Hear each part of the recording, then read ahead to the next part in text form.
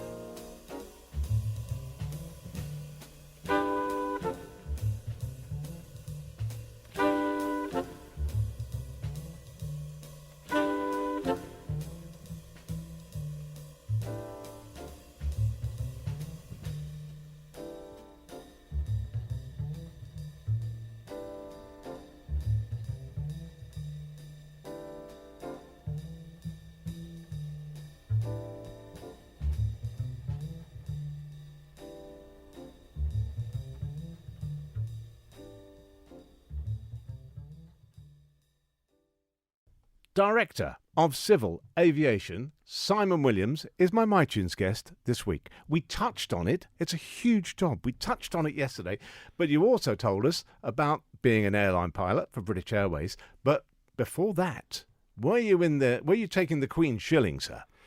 Yes, I signed up for 16 years. I joined the Royal Air Force in January 1989, and I just wanted to fly. You know, I knew I don't want to sound like Edmund Blackadder talking about marsh warblers swooping in his mother's undercroft or any of that nonsense, but I knew from a young age that I just wanted to fly, and for me, I think military flying was really probably going to be the most exciting start to all of that, and I was very fortunate. I passed the selection, and there's an important point that probably is going to be a theme that runs through all of this, that actually I joined because I wanted to fly fast jets, and at the time I wanted to fly the Tornado GR4. I was doing well, training was going well, I had a great instructor and I worked hard. But halfway through my fixed-wing training, they took me up to Scampton and sat me in a Red Arrows Hawk, and we found out that I was too big for the Hawk, which was going to be the next aircraft I was going to train on. I don't want to sound too gruesome, but basically if I'd have flown the Hawk and had to eject, I would have left my legs behind. So I, at the time, as a young man who knew nothing, I know a little bit more now, but not a huge amount, I was gutted, to be honest with you. But it's an important point that I've never forgotten, that at the time I was gutted, but then I went to go and fly helicopters, reluctantly at first, but the life lesson there is that it was the best thing that ever happened to me, actually, and I've taken that all the way through my life, is that sometimes things that initially look terrible pan out for the best, and the grand plan out there you might not be privy to. So yeah, I ended up flying helicopters for a good period of time, search and rescue, and then transferred on to special ops, which I can't really talk about for obvious reasons, but had a most wonderful time. Learned about teamwork, learned about the value of people who've trained hard and worked well under pressure. And yeah, I used up 7 of my 9 lives, so I've got 2 left, so I'm going to look after those.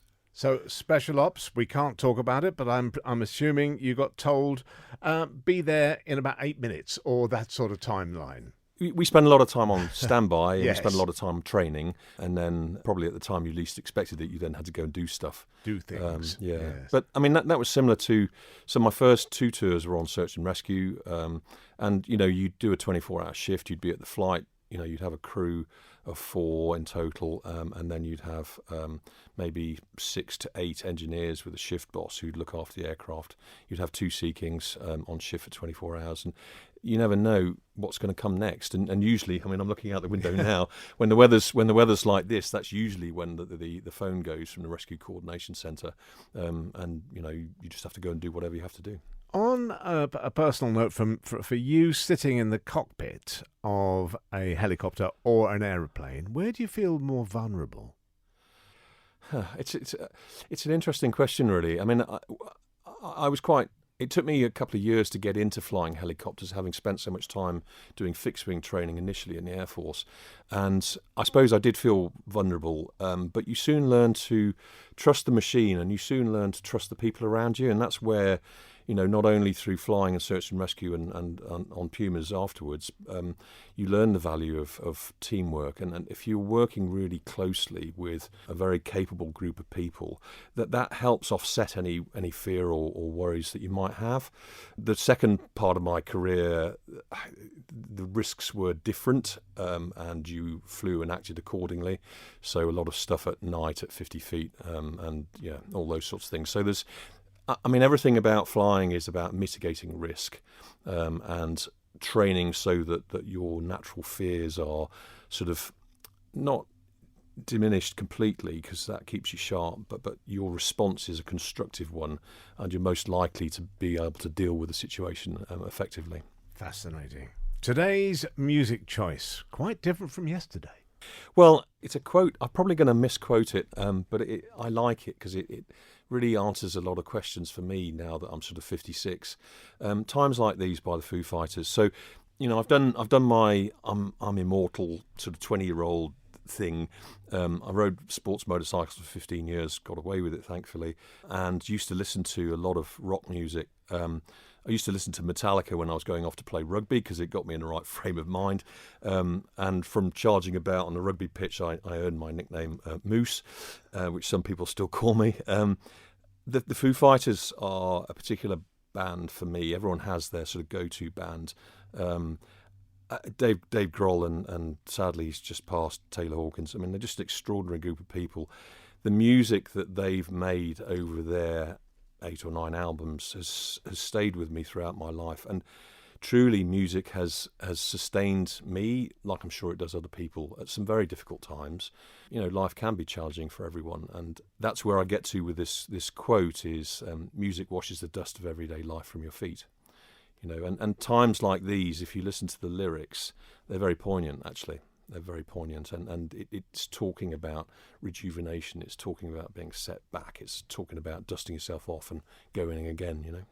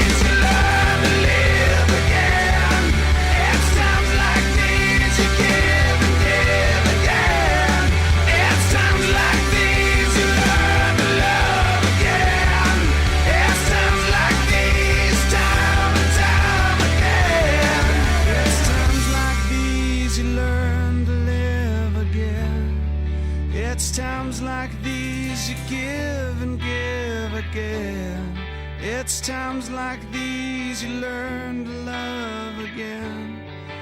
It sounds like these time and time again. My MyTunes guest this week has put on a different hat today. We've been flying low and quite fast, and we've been flying high and calm in a nice British Airways airliner. But today we're going to take pictures with Simon Williams. Simon, I say pictures, you're quite a photographer, sir. Well, that's very kind. I mean, I think I spoke earlier about that I've sort of lived my life going through grand passions, and one of my hobbies, I mean, family first always, and I'm blessed with the wonderful lady that I've been married to for 33 years. She should have a Nobel Peace Prize, by the way. But I've gone through a long period of time where photography is also very important to me. I think I do have quite a sort of strong creative aspect to my character and the things that I love to do. I was trained properly, classically, in terms of film cameras, and you make the picture in the camera. You don't then try and sort of edit it afterwards. And I just thought I'd give it a go. Really, I was doing it alongside my flying. So actually, at the time, I was at the UK CAA, and prior to that, I was flying for Thomas Cook on 757s, and I was trying to run a photographic business at the same time. So there wasn't a lot of time in the day, but because I threw everything into it, and I think, this is one of the things I have learnt is if you're passionate and you work hard, it may not generate results straight away, but sometimes good things come. And I had a great journey, and I ended up working for London Wasps and some other, big blue chip clients just because they saw me as being honest and hardworking, I hope. Ended up photographing at Twickenham and other places, and it's just a fabulous journey.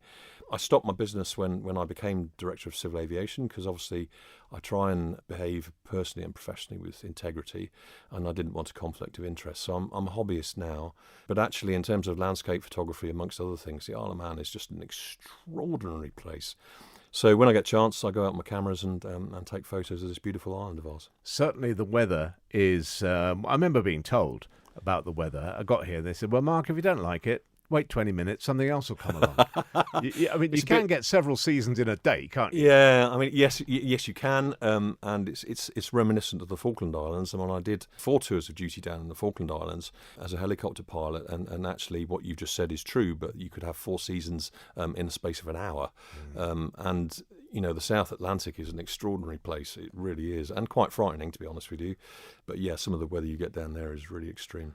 Going back to your choice of subject for photography, do you steer towards people, places, things, landscapes? You mentioned landscapes. That's what I'm asking. Landscapes is only a latter thing, really, to be honest with you. I think, life is challenging, and we're all sitting a different exam paper, aren't we? And we've all got loads to learn, and life will give you lots of lessons if you're willing to learn them.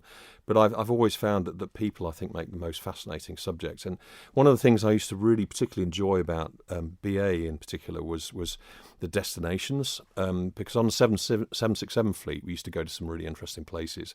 My mother was born in Mumbai, and you could spend a lifetime exploring India. So I used to take all my photographic kit with me when I flew a sector to Hyderabad or somewhere like that, and then I'd say cheerio to the crew. I'd jump in I want to call it tuk-tuk, they call it auto rickshaw there, but I'd find a local driver and we'd just go out into the city for a couple of 3 days, and I'd just do street photography. But it's also a way of meeting people, and the Indians very friendly, and although they're a lot of them, some of them sadly are very poor, they weren't aggressive in their begging. They were just pleased to see someone different and to engage with that. And, that in itself is like music. It's a journey. You get to meet people and have some really good dialogues. Well, we're going to talk a lot about music tomorrow, because with all those hats, we've now got to get the saxophone neck cord on for tomorrow. But let's have today's track first, Simon. Okay, well, I really agonised over this, and I hadn't realised how difficult just choosing 4 tunes was going to be. And originally, it was Viaducts by a band called 480 East. But at the last minute, I sent you a message, and thank you for your patience. I flipped out, and I've gone back to the 1950s, and really what was a powerhouse of jazz at the time, which is Art Blakey and the Jazz Messengers. The standard of musicianship, they were so far ahead of their time. It's extraordinary, and it was a real production line of very highly talented musicians, and it's moaning.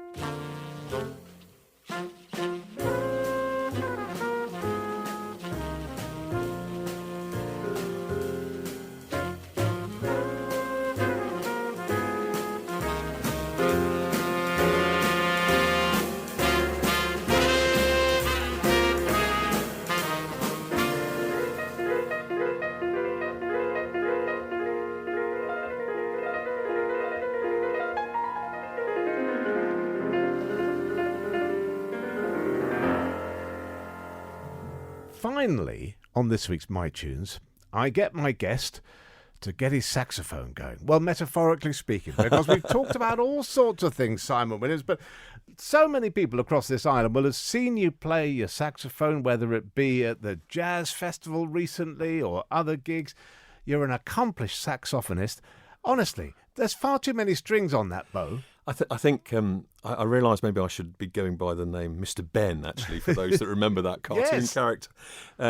Well, there are some. I think let's start from the island point of view. There are some extraordinary musicians on this island. There really are, and the Manx music scene is just phenomenal. There's always stuff going on everywhere, which is great. I need to say thank you to a couple of people, if I may. I don't want to sound like Barry McGuigan or anyone else like that. You know, the person that gave me a start with jazz here was Jerry Carter and Blue Van, and He's got a lot to answer for normally, He but has. on this particular has. occasion, I'll let him off. Yeah. Although that doesn't mean I'm advocating free beer for advocates, Good, of course. good. But you know, he gave me my first start with Blue Van in at the wonderful Laxey Yacht Club, which was a great venue, and we had a lot of fun that night. There's two people really I should recognise, and he is a far more talented saxophonist than I will ever be. He's an extraordinarily talented individual, and that's Stephen Hind. He's my mentor, he's my saxophone teacher, and I'm very grateful for his help. And also in terms of friends and mentors, in terms of being a musician, Mark Burrows as well. And we'll come on to the fourth track in a mo, but you know, between Stephen Hind and Mark Burrows, they've really helped me. And so I want to say thank you, but I practice all the time. I love playing. I'm in my happy place when I'm surrounded by people making music. And aside from buying my wife some noise-cancelling headsets so she doesn't have to put up with me playing scales the whole time, you know, life is really happy. And how serious I am about it, I sold my Land Rover Defender, my beloved Land Rover Defender, and I've converted it into brass tubing. Wow. So I've got two tenors, a soprano, an alto, and a baritone, which I've just bought, which is fabulous. When did you start playing? About 4 years ago. So it's quite recent. Yeah. Properly 4 years ago. I mean, I did the usual thing when I was a kid, you know, grade 2, 3, 4 on piano, and then I played the clarinet for a bit. But yeah, it is a recent thing. I had a choice when I was a teenager. I'm either going to go flying or I'm going to go into music. I chose flying at the time because that was my stronger passion. Just as well, really, because I think if I'd gone into music, I'd be a lot thinner than I am. Well, I was going to say, now. I think flying put more food on the table than most saxophonists would ever really get. I mean, you know, it's a bit of a pyramid, isn't it? Yeah. Yeah. But I love it. I mean, you're very kind, thank you. But it just means so much to me, and I'm just going to play till I drop now. That's me. And the Jazz Festival was, I mean, again, well done, Jerry, and to everyone who put it together. Yes. It was a brilliant couple of days. It was phenomenal. And you know, I come back to my comments about photography. You know, you never know who you're going to meet. You know, and so I pick up my tenor, which is my favourite, I think. It's a reference 54 tenor. So it's a Selmer Mark VI from the 1950s, which then joins back to Art Blakey and Miles Davis. Okay. So there's a thread through all of this. You know, so for me to be starting down at the Bay Hotel playing alongside Becky Rourke, who's just a stunning saxophonist, is wonderful. And we had such fun. And it shows the island in such a good light. And the Erin Arts Centre is such a wonderful venue. And there's so many good musicians that it's just a real festival, real celebration, which is great. Well, thank you for taking it up really and truly here on the Isle of Man, for being part of this, as you say, vibrant music scene here. It's been wonderful. I need you to sign off with a couple of cockpit announcements. So if you could tell me to do something with the doors, Captain, what would I have to do? Well, cabin crew, if you put the doors to manual, please. Doors to manual. I mean, it's a serious job and we took it seriously, but, you know, when you crewed up with a cabin crew for the day, they quite often give you a word they wanted you to include in the passenger announcement. And, and of course, they picked some really difficult words that were impossible. So that was always a bit of fun. I'll sort out the doors to get us ready for landing. Take us into this final track, Simon. Okay, so again, you know, I've talked about how we're all sitting a different exam paper and how life throws you challenges and how sometimes it can be really difficult to deal with things, but it's funny how things turn out. So I've chosen Borrow Some Heart by Melody Gardot for two reasons. She is an extraordinary vocalist, writer and musician. When she was in her late teens, she was involved in a bad accident, sadly, and she was lucky to survive. Sadly, she still suffers the effects of that accident. And so that informs the music that she plays, which is generally sort of very quiet, mellow jazz. But even though it's quite quiet, what's happening in those tunes musically is extraordinary. So that's one reason. But also it's to tip my hat to a project that we're working on right now. So Mark Burrows and Noah and a wonderful vocalist called Lauren Gray. And we're going to be doing quite a lot of Melody Gardot stuff. And I think you saw we did a few tracks down at the Bay. I got a taste of it at the festival. Yeah, she's a wonderful talent. Mark is an extraordinary bassist and guitarist as well. So I'm definitely punching above my weight, but it's loads of fun. Thank you for joining us this week, Simon. It's been great.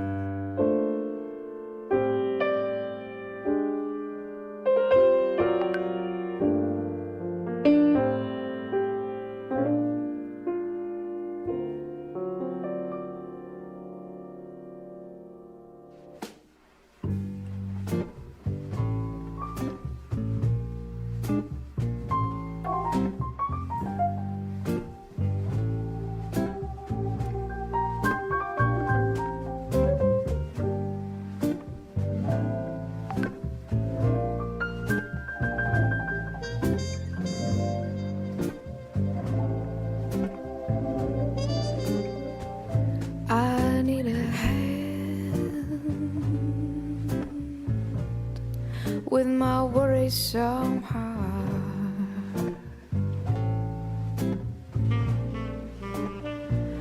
I need a hand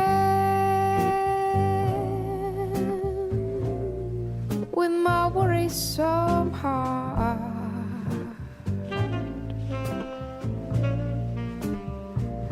I would be lucky to find me a man who could love me the way that I am, with this here worrisome heart.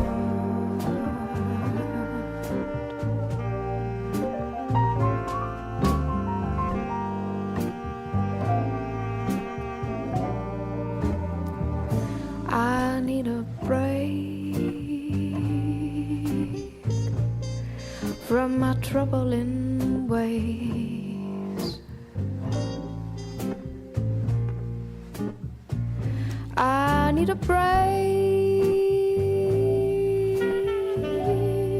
from my troubling ways. I would be lucky to find me a man who could love me the way that I am, with all my troubling ways.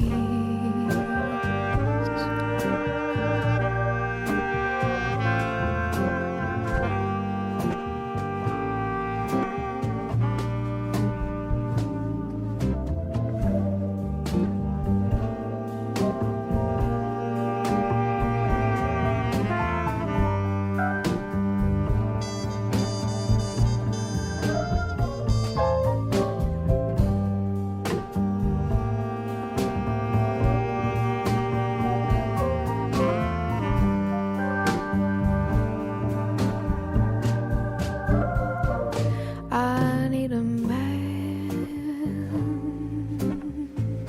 who got no baggage to claim. I need a man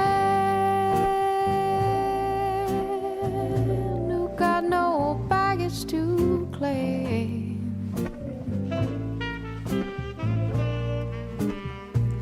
I would be lucky to find me a man who could love me the way that I am. Worrisome, troubling, baggage-free, modern-day dame.